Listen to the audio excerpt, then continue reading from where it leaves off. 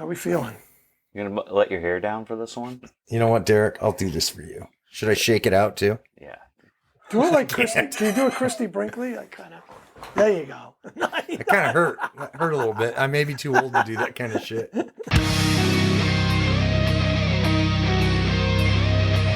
Hey, it's Shit Talk Reviews. Welcome. Glad you're with us. I'm John. I am the Toxic Avenger.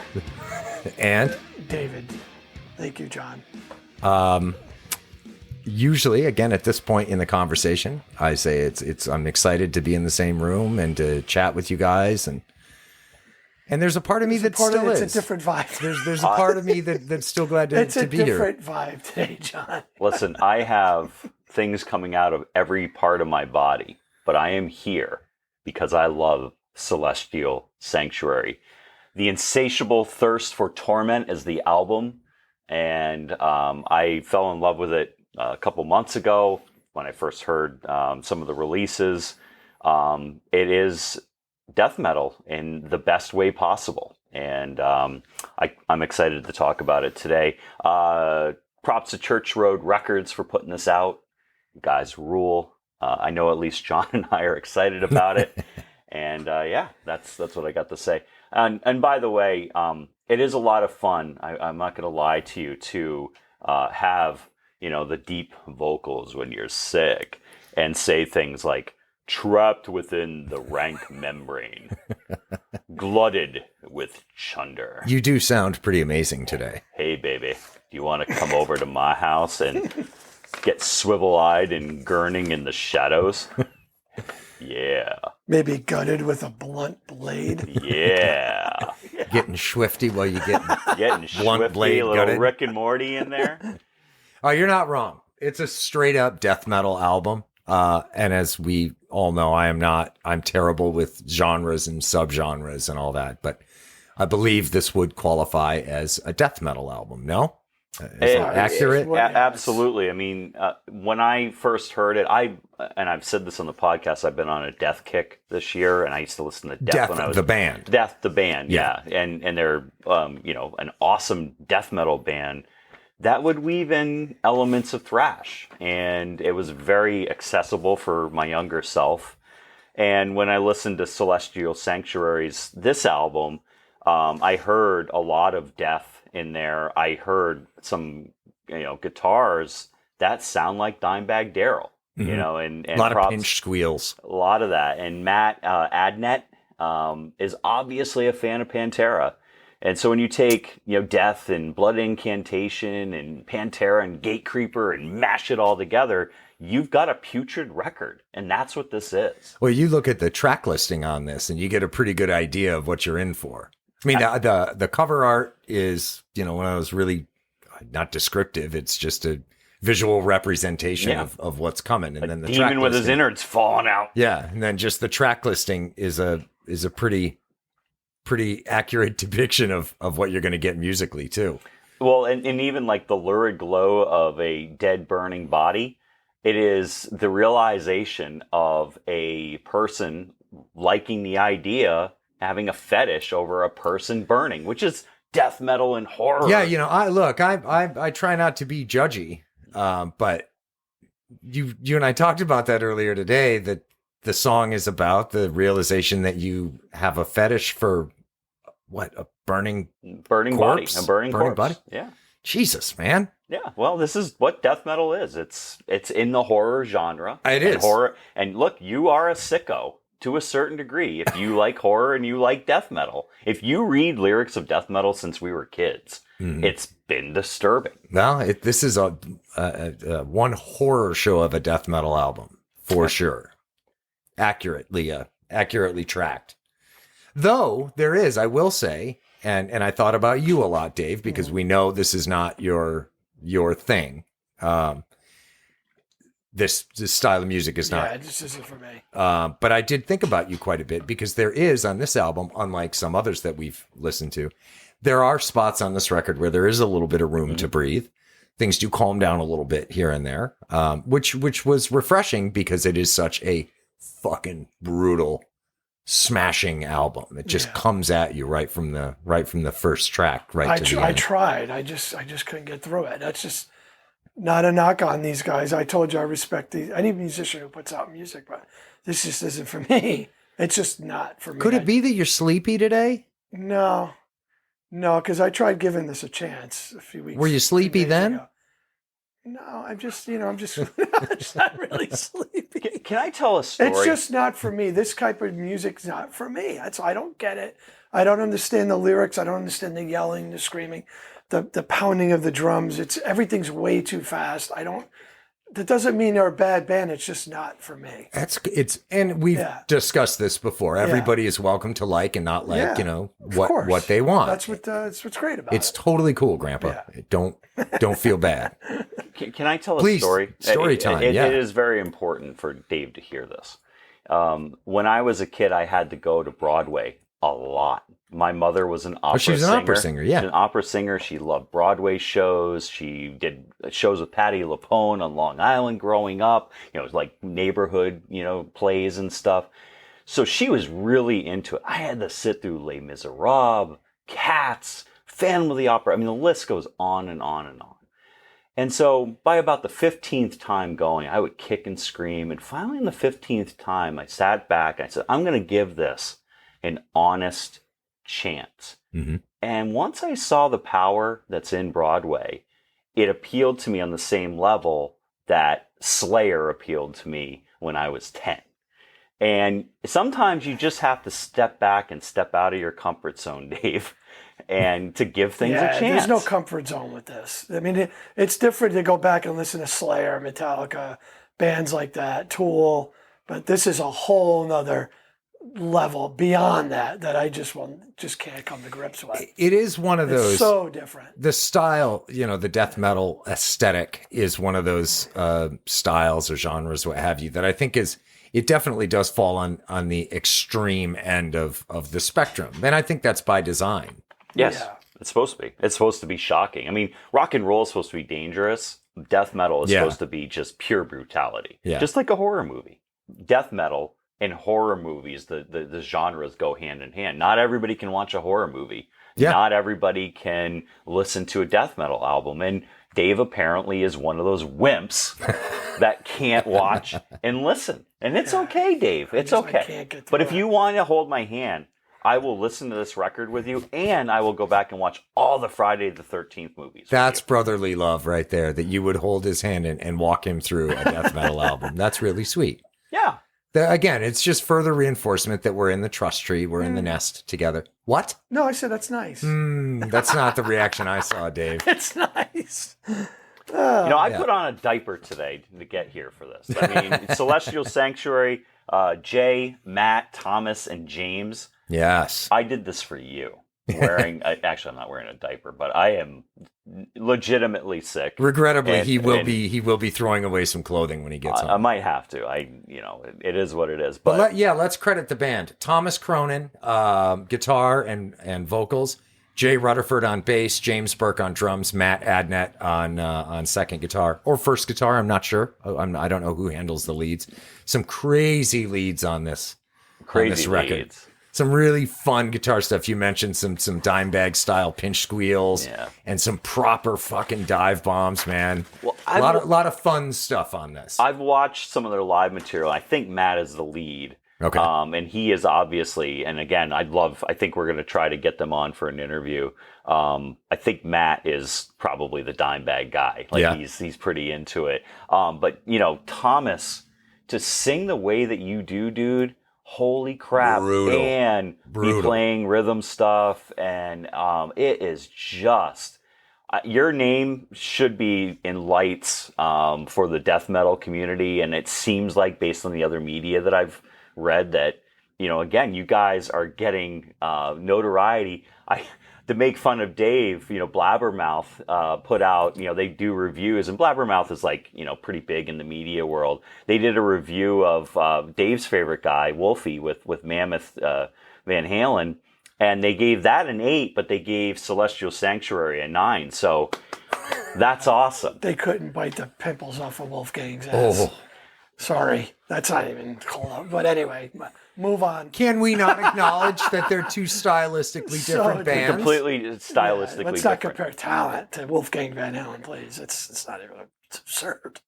But Well, anyway, the point Well. is that the pretty media absurd. is the metal community is embracing Celestial Sanctuary, not just the death metal community, and that's Yeah. awesome to see.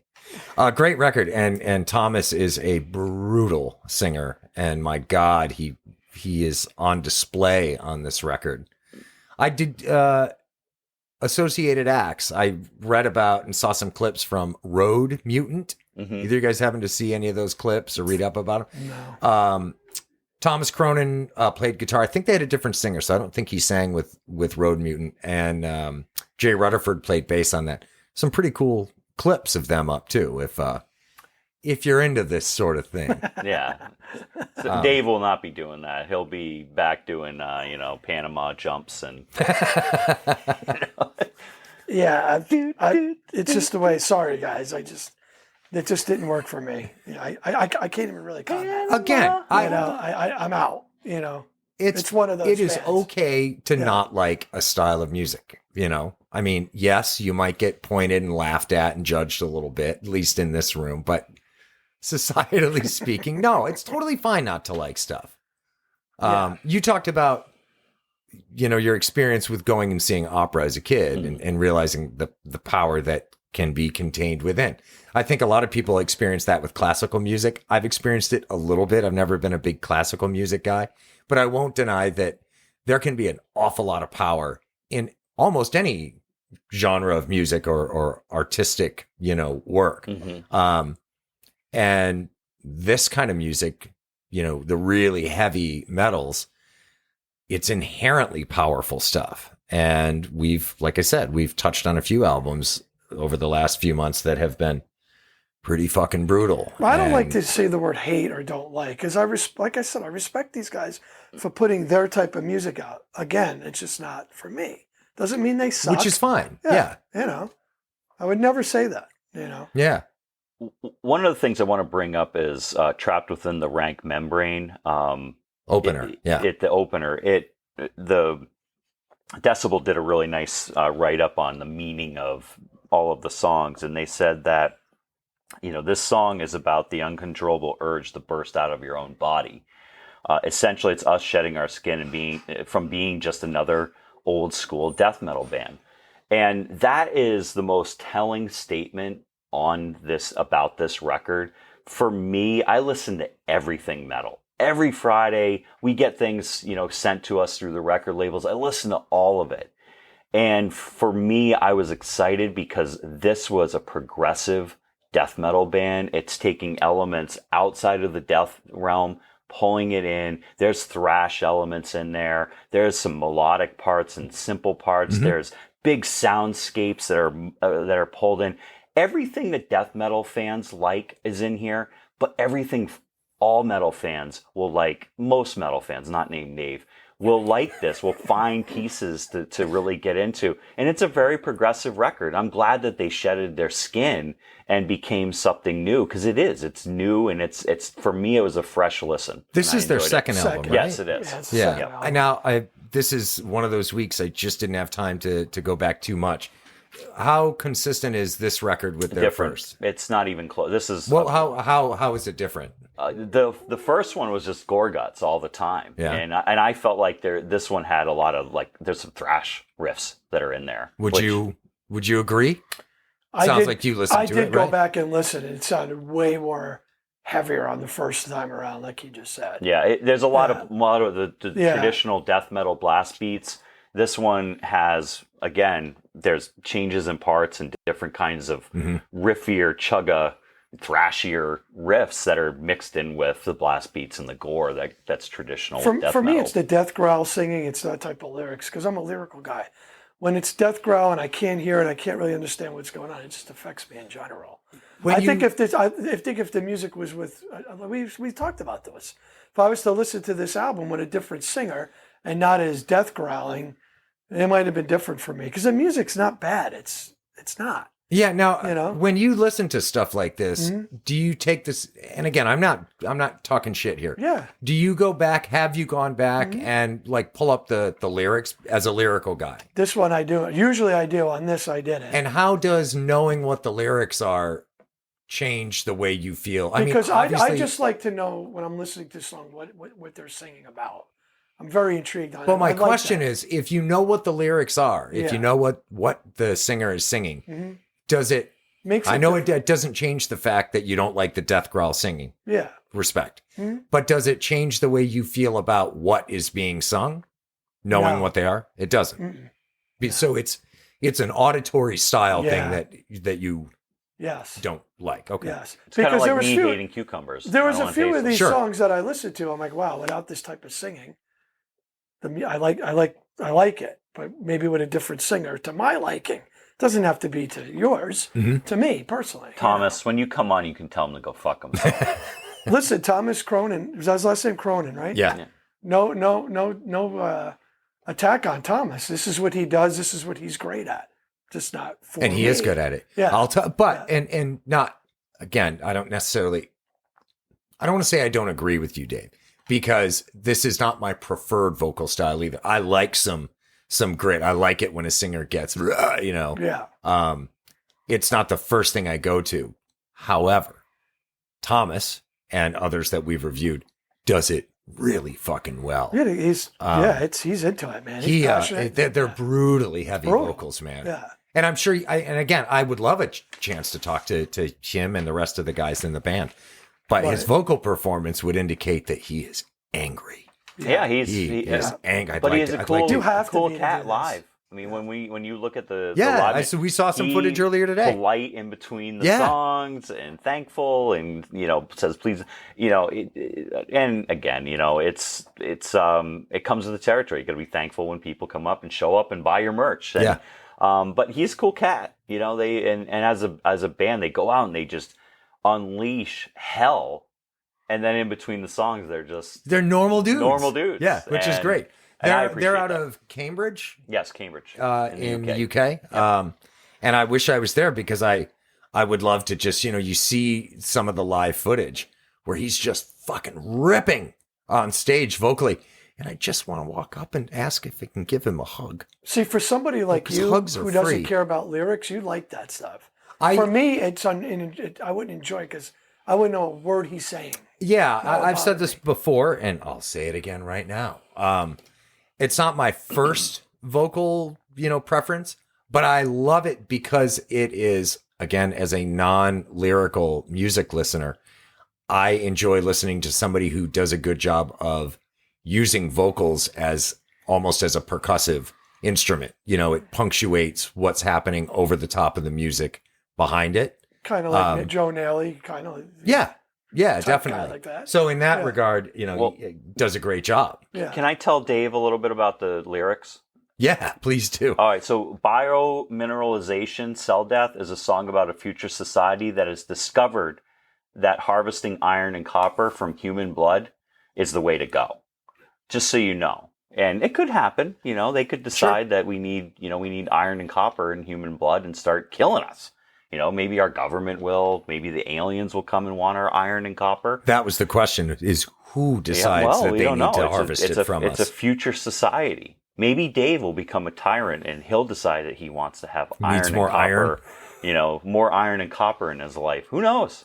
I would come for you first. I know you would. You hate me this week 'cause I made you listen to something you don't like. I watched. Actually, I was curious. Biomineralization, cell death. I over the course of the week doing a little bit of research as we try and do. I looked up a video of a cell dying. Mhm. You get the microscopic view, and what I found was a clip of a single cell organism. Yeah. Of a dying single cell organism. And appropriately, I had this song playing as I was watching the video. And it was fucking amazing because it tied up great. This weird little single cell thing with these little flurry feet. And the back end of it just sort of falls apart. And the innards of this tiny little single cell thing just starts getting smaller. And it was bizarre and lovely and perfect. So I would I would advise our now 5 listeners, thank you very much, to find a video of a single cell organism dying and play biomineralization behind it. We also have another sponsor, which is War Machine Custom Merchandise. Yeah, thank you, War Machine. Very exciting. Thank you, Ro. Appreciate you joining the fray. We'll definitely be printing some T-shirts with you. But so now we've got a couple sponsors too. So we're moving up in the world. And to that end, if you need merch for your band, for your tour, War Machine offers all kinds of killer stuff. Action figures, custom action figures. We were wondering, Dave and I talked about this. We might need to offer up some shit talk bobbleheads. Yeah, I mean, Ro can do it for you. So all the information's on our website. Great resource for bands and all kinds of people. Yeah, and Ro is a great dude. He's been in the industry forever. He's worked with everybody too. Everybody, yep. Yeah. So thank you, Ro. I mean, going through the album, Trapped Within the Rank Membrane, I love the way that song starts. Some neat little the way that song starts, the guitars, I think it may be on the right of the left side. It's panned a little bit. It starts off, runs through one cycle of the riff. Then it hits, man. I love that. That being said, this album does not rely particularly heavily on production tricks, which I think is awesome. It lets the music and the performances speak for themselves. It's not a bunch of filtering and things like that, which I am a fan of for the record. But I think the record stands on its own without production tricks, which is a credit to the band. What I loved on the production too is there's soundscapes, there's big sounds, but you can hear everything still, and it's not murky at all. It's just it was a very well done death metal record. It's a great mix, and I wondered throughout. James Burke, the drummer, and you guys know I started my musical path as a drummer, and I often listen to the drums first, and James does a fucking great job. There are so many cool drum patterns that he came up with on this record. There are some songs I wondered if in the mixing process, if they didn't push his drums forward just a little bit here and there to highlight some of the shit he was doing, not to an egregious degree, because it still works in the mix as a whole. But there's some things where I go, oh, that was a killer part, or a killer flourish he did, and it feels like it just like somebody in the control room said, I want to make sure everybody hears what James did right here. So props to James on some fucking great playing and some great patterns. Ferocious pace to the album from beginning to end. There was no room to breathe here. I mean, it was in your face. It was, but I disagree that there was no room to breathe. I think there are some calm spots in there. Okay. Which again, if you don't like it, you probably won't process it as much. Right. So again, we talk a lot of shit in here, but the swivel died and gurning in the shadows at the end of it. There was like an exit that was just very kind of melodic, and then it just ends. And it's like, love that. And it just loved it. And it felt like a slight Alice in Chains type feel to that, to the end of that. So, I can't say enough good things. Favorite songs, Trapped Within the Rank Membrane and Biomineralization, were my 2 favorites. That's what I've gone back to, those 2 songs. But I love every song. When I'm in a rotten mood, I listen to it. When I'm in a good mood, I listen to this record. I've been listening to it for a while, and I'm psyched that we were able to do this today. And Dave, I'm sorry you didn't like it. No, that's all right. And then you had to again, I'm not sit and listen to it for a dumping week. on the band. It's just not for me. But there was, it's a shot at them. I mean, That's is it safe to say you don't have any standout songs? Do. Trapped Within the Rank Membrane was good. And I liked Meandering Stream of Foul Fluid. I thought that was a good one, too. There was 2 there.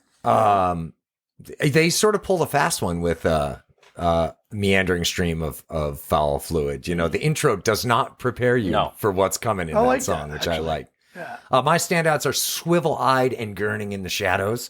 I thought that was great. I love the back and forth in the intro between the melodic guitars and the trem picking.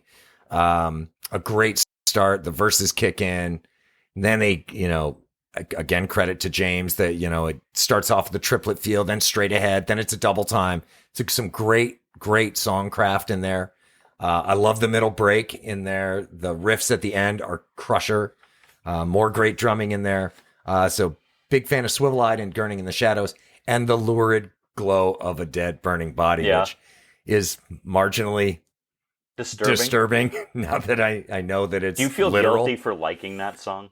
No, because I am not a lyrical guy. If I was a lyrical guy, I might feel a little guilty about it, but You wonder about Cronin, how these guys don't blow their vocal cords out singing like this. I don't get it. I don't know how they do it either. I know that there are techniques that these singers, Will Ramos is another one of these guys that he does things with his throat that just, I don't know how in the hell they speak. Yeah. But there are techniques that allow these guys to do and it that's safely. an art in itself. Yeah, absolutely. That's what I'm saying. I respect what they do and what Cronin does. Yeah, so I don't know It's how an they art. do it, I but can't do it. I know it can be done safely so that they're able to keep doing it It's interesting. day after day after week Especially after if week, they're month touring after on a month. rapid pace. I mean, you wonder. Yeah, but you listen to it and you just wonder how they can, one, do it for more than a minute or two, I agree. much less an entire night or an entire tour. Yeah, So I props agree. for having those skills. I give them props for that. Practice.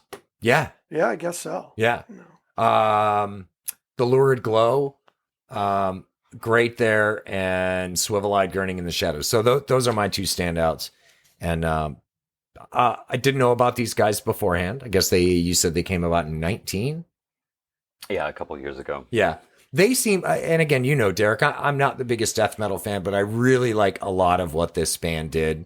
As far as genre types, I guess, the quick stylistic changes within the context of a song, it seems to be a hallmark of new modern death metal. And these guys nail it. They're gaining momentum. If you do reading on them, which I did, they got some good tours lined up. They seem like they're pretty close. They're on the rise. They're on the rise. Do we know? Are we going to get lucky? Are they coming to the States at all? I haven't Do we looked, know? but I will certainly go. If you Guys, read please on come to the States. If you read on these guys, they're like right on the cusp of something big. Oh, good for them. They should be. For the little time they've been out. Yeah. I mean, 3 years to reach this level. That's pretty good. That's great. Yeah. I think it's awesome. Do we put numbers on it? I have 8.5. It will be in my top 10 for the year. I've been excited about it. I love the sound. I love the vocals. I love the guitars. I love the everything. I'm going to buy a t-shirt tonight. So when I get home, I'll be ordering a t-shirt. But yeah, you guys are the best. And I am excited to hopefully talk to you guys. Yeah. David? These guys are savages on their instruments. I mean, musically wise, they're very talented. Again, just not for me, which is fine. But overall, I'd give it a 7. That's, I give it a 7. I say this every week. Yeah. There's personal preference, and then there's the objective viewpoint. Obviously, on the personal preference side, this isn't for you. So I'm guessing there's respect there for sure. No, I know you respect it, but it's not your thing. Not my thing. So that's going to bring your overall score down. But But objectively, a 7, I would give him a 7. It's pretty good considering my situation. Yeah. It's very nice. I think, and that's not, that's just because they are good. It's not my type. He's considering his situation. You've been nailed to a wall. We'll talk more about that off camera. And you have to drink from the meandering stream of foul fluid for a week. Man, that's what you've been doing all day today. I think I've been making that foul stream. And I'm sorry to be gross, but my God, my kids gave me the music-wise, plague. phenomenal. Vocal-wise, I don't know how this guy does it. Mad props. You know what? If we are fortunate enough to get to have a conversation with Thomas or the rest of the guys, maybe you can ask them if they'd be willing to do a remix with some Manilow style vocals over the album. Copacabana! Copacabana! I'm giving it, I've got it at an 8.5, and frankly, I think that might be a little low. For me, I think it even warrants an 8.75 because it's a really good album. And like Dave, it's not my first genre to go to. And when you mentioned that we were doing this, gave it a quick listen up front, and I thought, oh shit, this one's going to be something. And it did. I will acknowledge it took me a few spins to start to get it. But when it started clicking, shit, man, it clicked, and I went, okay, it was like Humanity. It just hit you, slapped you right in the mouth, right off the hop. Yeah. Yeah. Humanity's Last Breath. Yeah. That album had very little room to breathe. Right. For my money, this record has way more room to breathe. Right. A lot more, not interludes, but just where they dial it back a little bit. James, again, I'm not sure what their writing process is. Again, if we get to talk to Thomas, I'd love to ask him what their process is. But giving credit to James, because I don't know any differently, James does a great job in a lot of parts of this record where he'll drop down to halftime drums and it gives the perception of a slowed tempo and everything kind of goes for a minute, which is very cool. But again, I'm not super familiar with the death metal genre. I know that's kind of a hallmark, like I was saying, of a lot of quick stylistic changes, especially on the drums. And he's a great drummer. I watched a bunch of clips that he's got up on YouTube of his work, and love to chat with him too. So if you're listening, we'll see what we can do. Get on the call. I think we're set. We'll, hopefully they're not too offended by Dave's word. No, come on. With that said, I have to go cough and purge. So can we end this? Yes, we can. What is next? Yeah. So the band is called Polar. Oh, and it's called Everywhere Everything. Is the name Polar of the album. Now, what do you know about them in general? I Any found quick them tips? knew a little bit about them. I searched them on Spotify. I'm like, holy shit, they got a new album. I gave it a test run. I'm like, let's give it to you guys, see what you think. Nice. Yeah. Okay. Looking forward to it. Yeah. Cool. You guys got anything good this weekend? Aside from, well, we know what you're going to do. You're just going to keep purging your inner fluids. I might just feed it with more chili and just really purge and just get it out of me. Maybe some whiskey. Yeah. Some football. In the jar. He's got the football. That's true. I'm just going to, get glutted with chunder. Going back to the record real quick, there is Thomas has I wouldn't call it a trick or a technique or whatever, but there is a vocalization that he brought up on more than once on a couple of songs, and it is the fucking coolest thing. I don't know if you guys have heard me do this at all today. I've just been walking around all week going, "Yo!" Yeah, he does, yeah. And I love it. So thank you for that, Thomas. I very much appreciate it. Maybe when we're barking out orders, when we at the real job, you start doing that. I like it. Well, guys, thank you, John. I will retract my earlier statement. Yes. I've enjoyed this time sitting in Yes, the room. it worked out. It did. It worked out. It did. Everybody have a great weekend, a great couple of days. Thank you, sir. We look forward to doing this again next week.